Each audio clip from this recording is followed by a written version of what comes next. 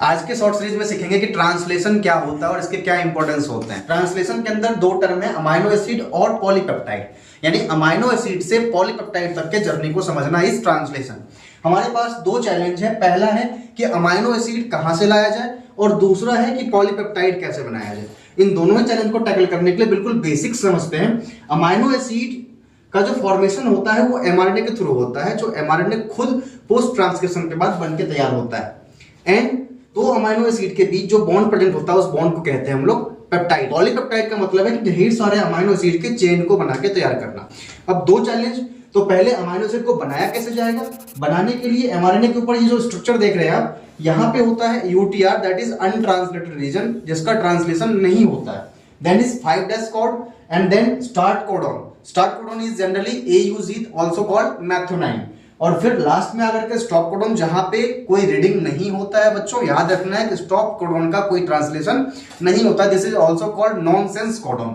अब इसके बाद फिर से आता है क्या, UTR, यानी अनट्रांसलेटेड रीजन। अब देखिए इस तरीके से अमाइनो एसिड का फॉर्मेशन हो जाना है, लेकिन क्वेश्चन इज क्या कि ट्रांसलेशन का शुरुआत कैसे होता है। ट्रांसलेशन का शुरुआत तब होता है जब राइबोसोम जुड़ता है किसके साथ, mRNA के साथ। कौन सा राइबोसोम, स्मॉलर सब यूनिट ऑफ द राइबोसोम।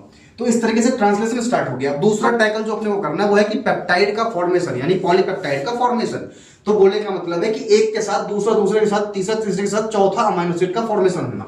इसके लिए पहले क्या करना पड़ता है, जो पेप्टाइड बॉन्ड का फॉर्मेशन है उस फॉर्मेशन को होने के लिए चाहिए एनर्जी। और उस एनर्जी के लिए क्या करना होता है कि पहले अमाइनो एसिड को एक्टिवेट किया जाता है with the help of ATP, और फिर इसको कॉग्नेट tRNA के साथ ज्वाइन किया जाता है। कॉग्नेट tRNA के साथ ज्वाइन किया जाता है। दिस इज ऑल्सो कॉल्ड क्या, इसी को कहते हैं चार्जिंग ऑफ tRNA और बोलो अमाइनो एसाइलेशन।